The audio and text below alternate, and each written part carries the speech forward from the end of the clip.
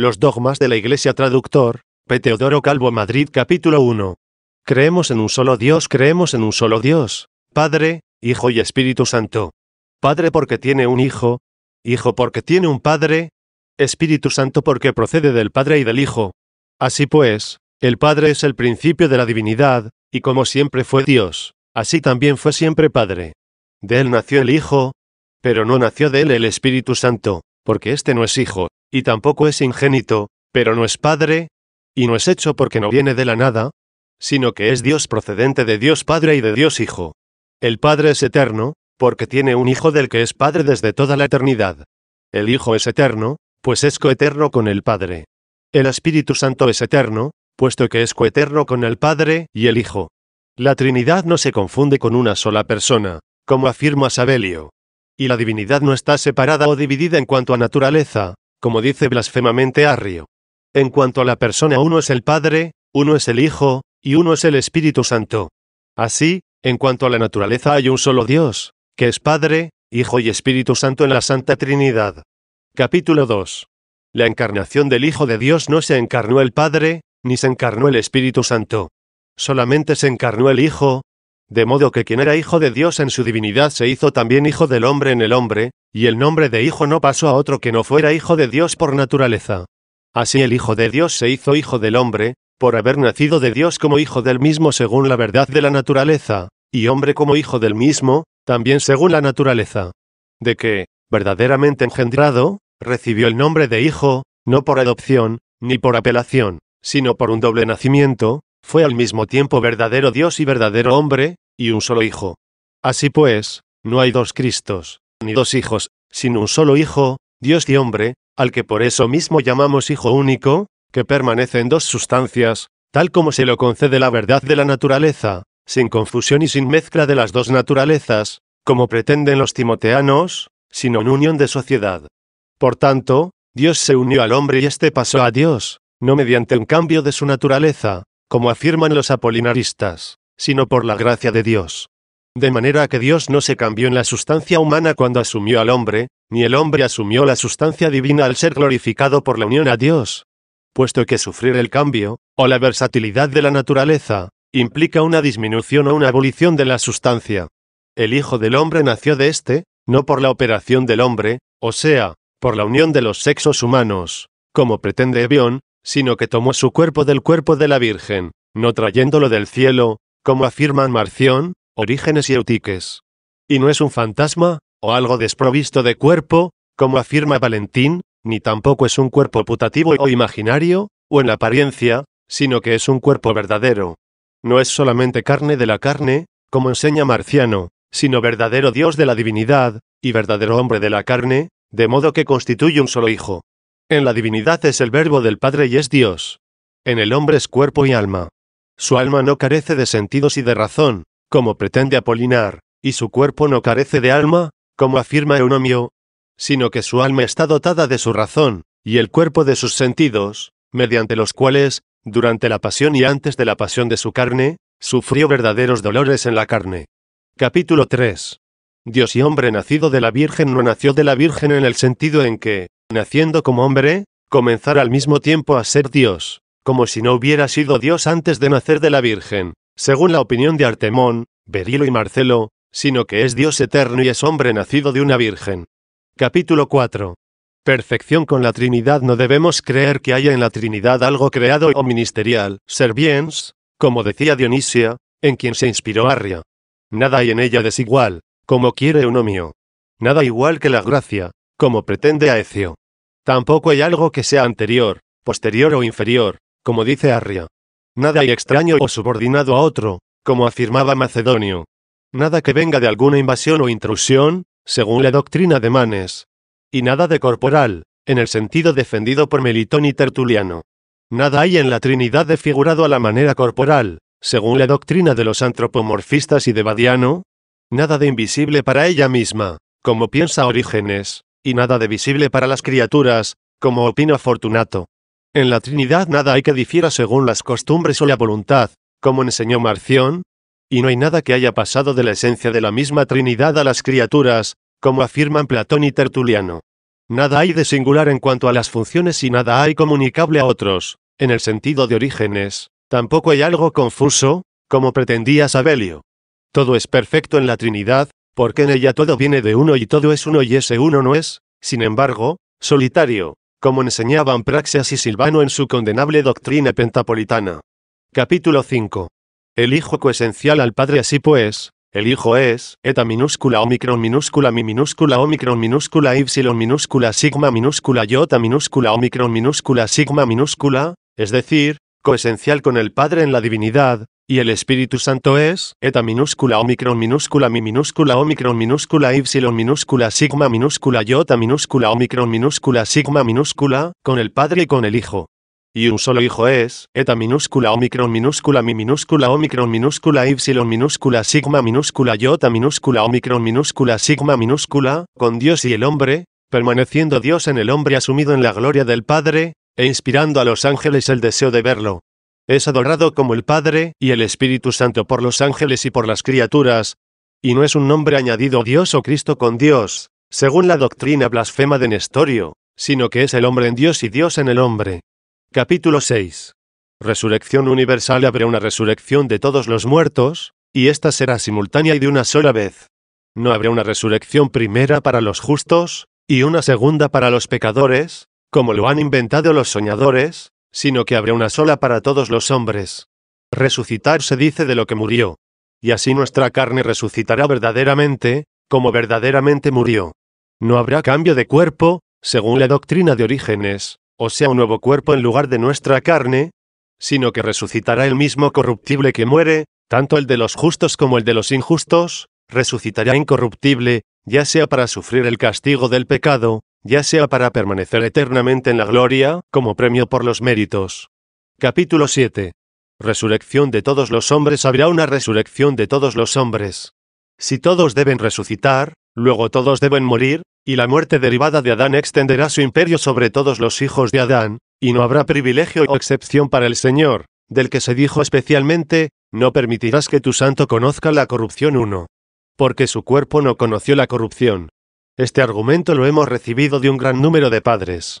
Pero como hay otros varones, igualmente católicos y eruditos, quienes opinan que los que se encuentran vivos al venir nuestro Señor deben ser cambiados, con el alma aún dentro de sus cuerpos, a un estado incorruptible e inmortal, y que en ellos consistirá la resurrección de los muertos en cambiar la mortalidad por la inmutabilidad, sin mediar la muerte, quien acepte esta doctrina, no será hereje, pues no hay herejía donde se trata de cosas disputadas. Así pues, según la ley de la Iglesia, basta con creer en la resurrección futura de la carne del reino de la muerte. Capítulo 8.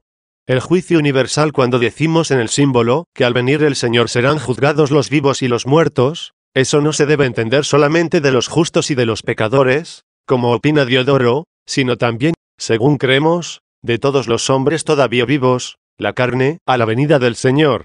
Esos hombres morirán según opinión de algunos autores, o deberán ser cambiados según el parecer de otros, a fin de que sean juzgados inmediatamente después de su resurrección, o de su reformación junto con los que habían muerto anteriormente. Capítulo 9. La restauración futura. No creemos que después de la resurrección y del juicio deba haber una restauración de las cosas, como la que sueña Orígenes, de modo que los demonios y los impíos, purificados mediante tormentos sufridos, deban volver los unos a la dignidad de los ángeles, en la que fueron creados, y los otros a la sociedad de los justos, por motivo de que no conviene a la bondad divina que perezcan las criaturas racionales, sino que todos los seres sean salvados de una manera o de otra.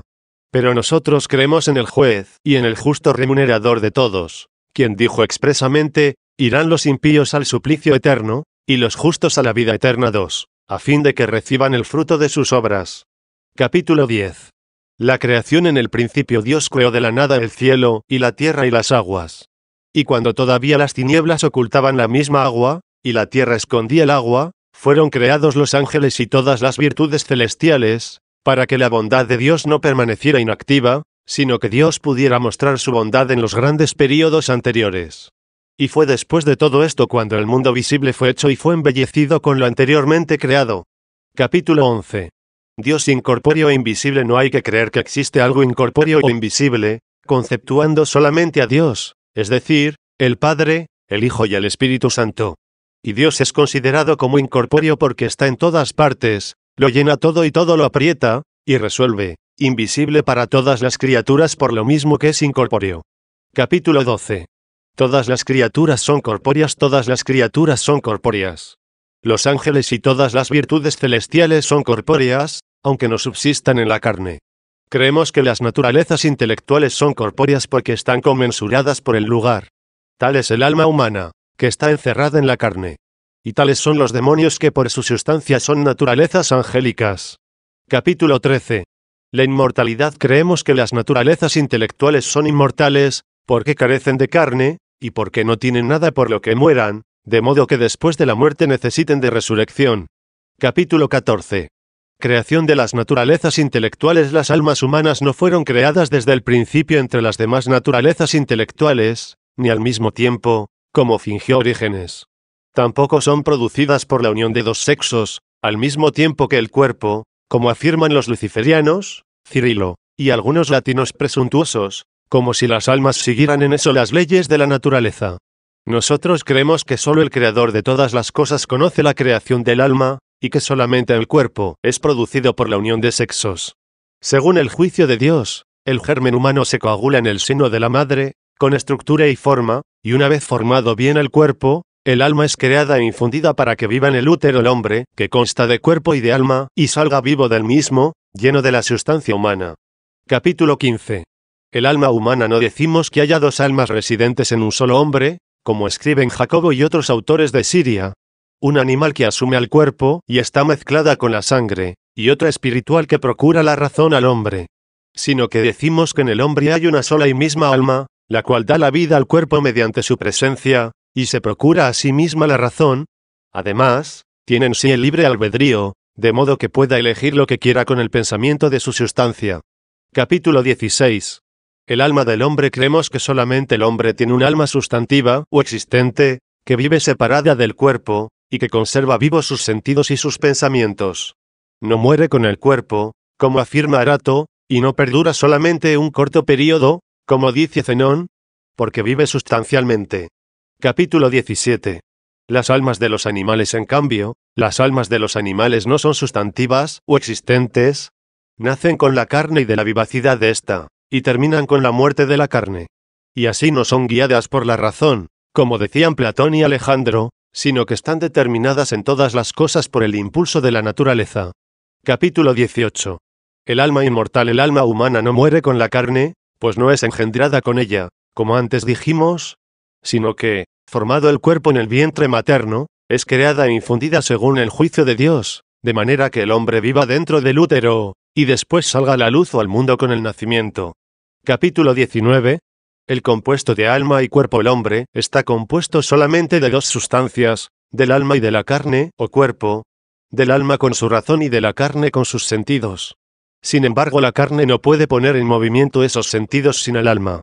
En cambio, el alma tiene también su ser racional sin la carne. Capítulo 20. El espíritu. El espíritu no constituye un tercer elemento en la sustancia del hombre, como dice Dídimo, sino que el alma misma es espíritu a causa de su naturaleza espiritual, y se denomina espíritu porque respira en el cuerpo, y alma en cuanto que anima el cuerpo para hacerle vivir y para vivificarlo. El espíritu, en cambio, que el apóstol San Pablo coloca como tercer elemento junto con el alma y con el cuerpo, creemos nosotros que es la gracia del Espíritu Santo que el apóstol pide a Dios, en sus plegarias, que persevere en nosotros, para que por culpa nuestra no disminuya ni huya de nuestro corazón. 3, ya que el Espíritu Santo rechaza la ficción. 4. Capítulo 21. El libre albedrío. Desde el primer momento de su creación, el hombre ha sido dejado a su libre albedrío, a fin de que por el solo esfuerzo de la vigilancia de su alma, pueda perseverar en la observancia de los mandamientos, si quiere continuar en el estado en que fue creado. Pero después de caer en pecado, por culpa de Eva seducida por la serpiente, perdió el bien de la naturaleza, y también la fuerza del libre albedrío, mas no perdió la elección, para que no dejara de ser suyo el pecado que debía corregir, ni se le excusara el no haberlo borrado por su libre arbitrio.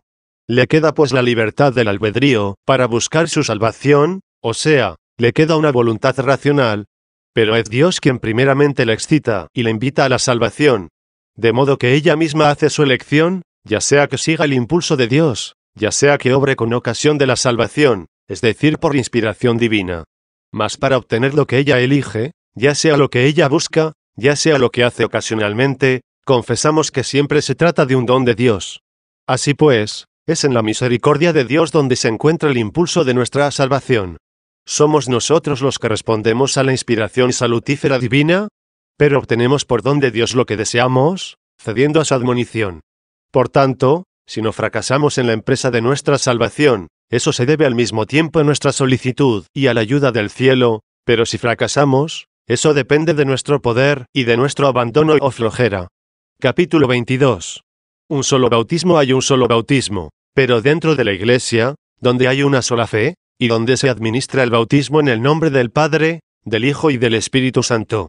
Y así, a los bautizados entre los herejes, que bautizan en la confesión de la Santísima Trinidad y que vienen a nosotros, los debemos recibir como verdaderos bautizados, para que no sea anulada la invocación o la concesión de la misma Trinidad, pero es menester instruirlos anteriormente y enseñarles en qué sentido se entiende en la Iglesia el misterio de la Santa Trinidad.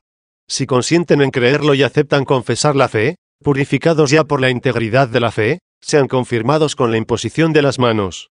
Pero si todavía son párvulos o personas rudas incapaces de comprender la doctrina, quienes los presentan según la costumbre del bautismo, responderán por ellos, después de haber sido fortalecidos por el crisma y por la imposición de las manos, y así serán admitidos a los misterios de la Eucaristía. Los que no han sido bautizados entre los herejes en la invocación de la Santa Trinidad, y vienen a nosotros, consideramos que deben ser bautizados y no rebautizados. Porque no se debe creer que fueron bautizados, ya que no lo fueron según la regla establecida por nuestro Señor Jesucristo, en el nombre del Padre, del Hijo y del Espíritu Santo. Tales son los paulianistas, proclianos, borboritas, síforos, llamados bonosianos, fotinianos, montanistas, y los maniqueos, que constituyen diversas especies de impiedad. Tales son también otras pestes del mismo género y del mismo origen que los anteriores, que admiten dos principios desconocidos entre sí, como Cerdón y Marción, o contrarios uno al otro, como Manes, o los que nos hablan de tres principios, que incluso son bárbaros, como Setiano y Teodosio, o que admiten una multitud de principios, como Valentín, o que defienden que Cristo fue solamente hombre y no Dios, como Cerinto, Ebión, Artemón y Fotino. Digo, pues, que si algunos de esos herejes vienen a nosotros, no se les debe preguntar si han sido bautizados o no, sino únicamente si creen en la fe de la Iglesia, bautizándoles después con el bautismo eclesiástico. Capítulo 23. La Sagrada Escritura ni alabo ni vitupero la recepción cotidiana de la Eucaristía.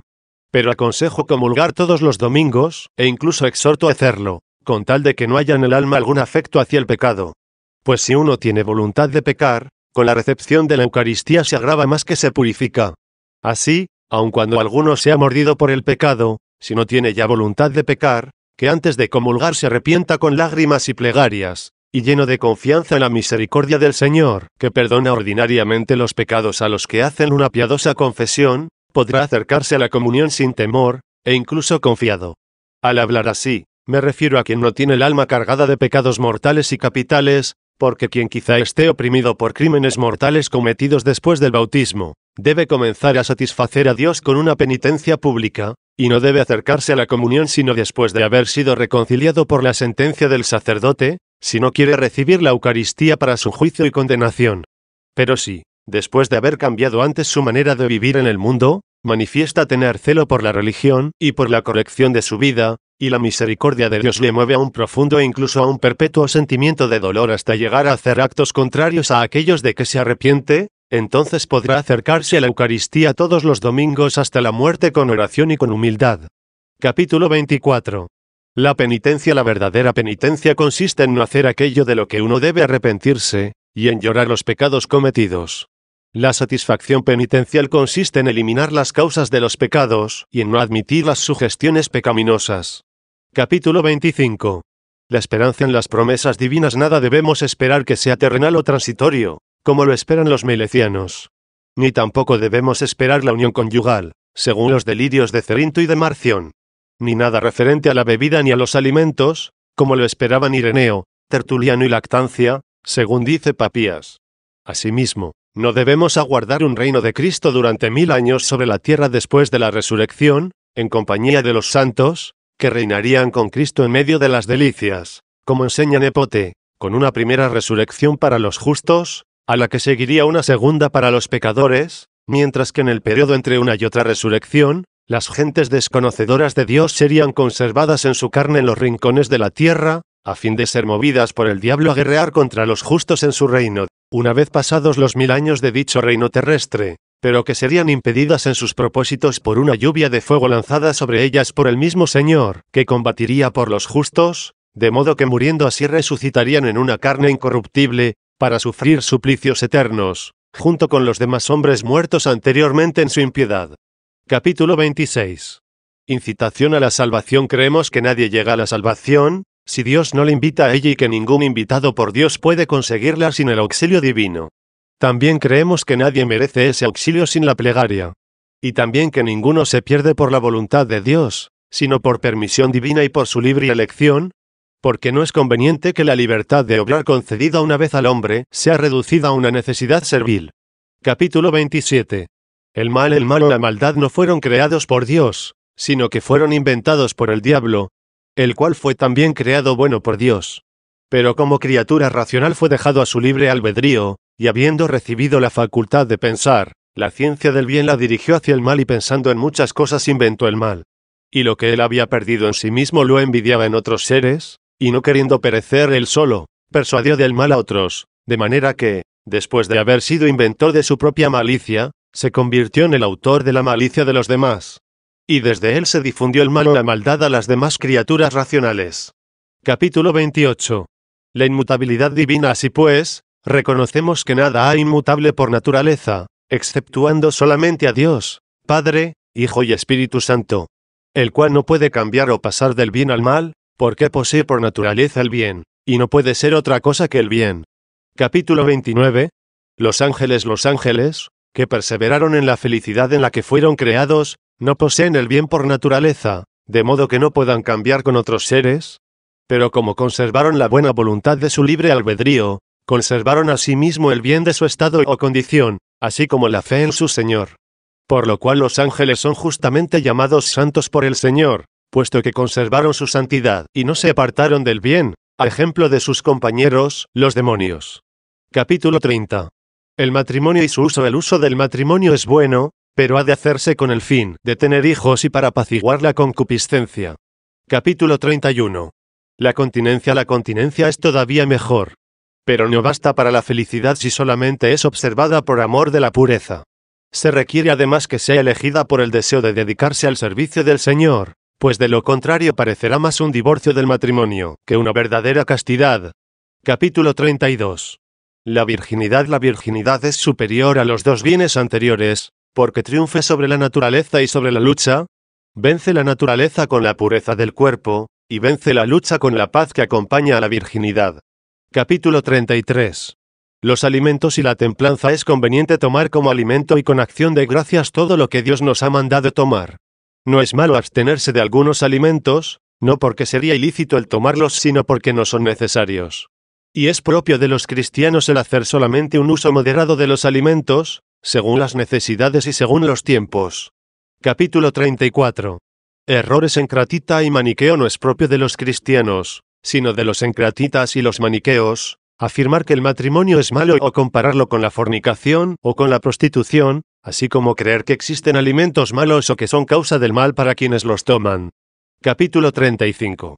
Joviniano y su doctrina. Es doctrina de Joviniano, y no doctrina cristiana, la que sitúa en el mismo plano el matrimonio y la virginidad consagrada a Dios, o la que afirma que no implica ningún mérito abstenerse del vino o de las carnes para mortificar el propio cuerpo. Capítulo 36. La Santa Virgen María. Se debe creer con fe íntegra que la bienaventurada María, Madre de Cristo Dios, concibió como virgen y virgen dio a luz, y permaneció virgen después del parto. Y no debemos caer en la blasfemia del vídeo, quien dijo que fue virgen antes, pero no después del parto. Capítulo 37. Los elementos. No creemos que los elementos, es decir, el cielo y la tierra, hayan de ser destruidos por el fuego, sino que serán cambiados en un ser mejor, y que es la figura de este mundo, o sea su imagen, y no su sustancia la que ha de pasar. Capítulo 38. La limosna. Es conveniente distribuir, como un administrador, los propios bienes a los pobres. pero es mejor darlo todo de una vez con el propósito de seguir a Cristo, y libre de toda preocupación padecer necesidad con el Señor. Capítulo 39. El sacramento del orden no se debe ordenar como clérigo a quien haya tenido 2 esposas después del bautismo, ni tampoco a quien haya tenido una sola mujer, no esposa legítima, sino concubina, ni a quien se hubiera casado con una viuda o con una mujer repudiada por su marido, o con una meretriz o cortesana. Tampoco se debe ordenar a quien bajo el influjo de un temor justificado o injustificado o en un acto de indignación se mutiló un miembro cualquiera, ni a quien haya sido convicto de haber recibido dinero usurero, ni a un hombre que expía sus pecados con una penitencia pública. Asimismo no se debe ordenar a los hombres con ataques de locura furiosa, ni a los afectados por espíritu diabólico, ni finalmente a quienes por ambición ofrecen dinero, como hizo Simón Mago. Capítulo 40. Las reliquias de los santos hemos de honrar con toda sinceridad los cuerpos de los santos, y sobre todo las reliquias de los bienaventurados mártires, como miembros de Cristo. También debemos honrar las basílicas llamadas con sus nombres, como lugares consagrados al culto de Dios, con sentimientos de gran piedad y con gran fe y devoción. Tal es nuestra fe. Si alguno se opone a esta doctrina no ha de ser considerado como cristiano, sino como eunomiano y como vigilanciano. Capítulo 41. Universalidad de la salvación. Creemos que el camino de la salvación solo está abierto para los bautizados. Y debemos creer que ningún catecúmeno por más obras buenas que tenga al morir alcanzará la vida eterna, a no ser que muera mártir, ya que en el martirio se cumplen todos los sacramentos del bautismo. El bautizando deberá confesar su fe delante del sacerdote respondiendo a las preguntas que le sean dirigidas. Esto mismo hace el mártir en presencia de su perseguidor, pues confiesa su fe y responde a las preguntas que se le hacen. Después de su confesión de fe, el catecúmeno es rociado con agua, o es sumergido en el agua, y el mártir es sumergido en su sangre, o es abrasado por el fuego. El primero recibe el Espíritu Santo mediante la imposición de las manos, y el segundo se convierte en portavoz del mismo Espíritu, pues no es él quien habla, sino el Espíritu del Padre quien habla por medio de él. El catecúmeno toma parte en la Eucaristía recordando la muerte de nuestro Señor, y el mártir muere por Cristo y por causa del mismo. Aquel confiesa que renuncia a los actos del mundo, y éste renuncia a la misma vida. Al primero se le perdonan todos los pecados, y en el segundo se extinguen todas las culpas. Capítulo 42. La Eucaristía. En la Eucaristía no se debe ofrecer agua pura, como han pensado algunos engañados por una apariencia de sobriedad, sino que se debe ofrecer vino mezclado con agua, por motivo de que el vino estuvo presente en el misterio de nuestra redención, como consta por las palabras de Jesús, ya no beberé más de este fruto de la vid 5, y el vino estaba mezclado con el agua, que se daba después de la cena. Además, del costado de Cristo atravesado por una lanza salió agua con sangre, lo que muestra el vino exprimido con agua de la verdadera vid de su cuerpo. Capítulo 43. La carne. Nuestra carne es buena, e incluso muy buena, en cuanto creada por Dios bueno y solo por Él. No es mala como afirman Setiano, Ociano y Patriciano. Y tampoco es causa del mal como dice Florino, ni está hecha de bien y de mal, como afirma blasfemamente Manes. Pero esta carne, que es buena por haber sido creada buena, se convierte en buena o mala para nosotros por efecto del libre albedrío de nuestra alma, no porque cambie su sustancia, sino como consecuencia del castigo que merece. Se presentará ante el tribunal de Cristo, en el que nuestra alma recibirá la recompensa de lo que hizo, cuando estaba unida al cuerpo, tanto de lo bueno como de lo malo. Capítulo 44. La resurrección. En la resurrección de los muertos no se cambiará la forma del sexo, sino que el hombre resucitará como hombre y la mujer como mujer. Faltará la condición del sexo existente en esta vida, pero no la forma natural del mismo. Pues no se trataría de una verdadera resurrección, si lo que resucita no fuera lo mismo que murió. Capítulo 45. El limbo de los justos. Antes de la redención, antes de la pasión del Señor, todas las almas de los santos estaban retenidas en el infierno, por la deuda de la prevaricación de Adán, hasta que fueron liberadas de su condición servil por la autoridad de Cristo, que murió inmerecidamente por nosotros. Capítulo 46. Los justos después de la ascensión del Señor a los cielos, todas las almas de los santos están con Jesucristo y saliendo del cuerpo van al encuentro del Señor, esperando la resurrección de sus cuerpos, a fin de ser todas cambiadas igualmente a una felicidad total y perpetua con dichos cuerpos. Así como las almas de los pecadores situadas en el infierno aguardarán con temor la resurrección de sus cuerpos para ser entregadas con ellos a las penas eternas. Capítulo 47. El perdón de los pecados. Creemos sin ninguna duda que los pecados son abolidos con la penitencia, aun cuando uno solo se arrepienta y los confiese con lágrimas públicas en el último momento de la vida. Porque sigue firme el propósito divino, por el que decretó salvar lo que había perecido, y porque la voluntad divina no cambia. Y ya sea enmendando la vida, si el tiempo lo permite, ya sea con una confesión suplicante, si enseguida se pierde la vida, se debe suponer que concede fielmente el perdón de los pecados Dios nuestro Señor, quien no quiere la muerte del pecador, sino que se libre de la perdición mediante la penitencia 6, de modo que viva salvado por la misericordia divina. Y si otro piensa de otra manera acerca de la misericordia de Dios, es que no es cristiano, sino novaciano. Capítulo 48. El diablo. Estamos seguros de que el diablo no ve los pensamientos íntimos del alma. Pero sabemos por experiencia que los adivina por los movimientos del cuerpo y por los indicios de nuestros afectos. Mas los secretos del corazón solo los conoce aquel de quien se dice: tú solo conoces los corazones de los hijos de los hombres. 7. Capítulo 49. Los pensamientos. No todos nuestros pensamientos malos se deben siempre a la excitación del diablo, sino que esos pensamientos nacen a veces del movimiento de nuestro libre albedrío. En cambio, los pensamientos buenos proceden siempre de Dios. Capítulo 50. La posesión diabólica. No creemos que los demonios entren sustancialmente en el alma mediante una operación enérgica, sino que pensamos que se unen al alma con la aplicación y la opresión. Entrar en el alma es propio únicamente de quien la ha creado, quien siendo incorpóreo por naturaleza es capaz de su criatura. Capítulo 51. Los pecadores. Por el mismo Dios sabemos que también los pecadores pueden obrar signos y prodigios en el nombre del Señor.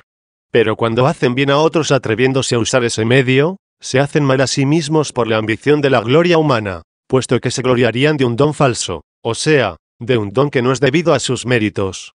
Capítulo 52.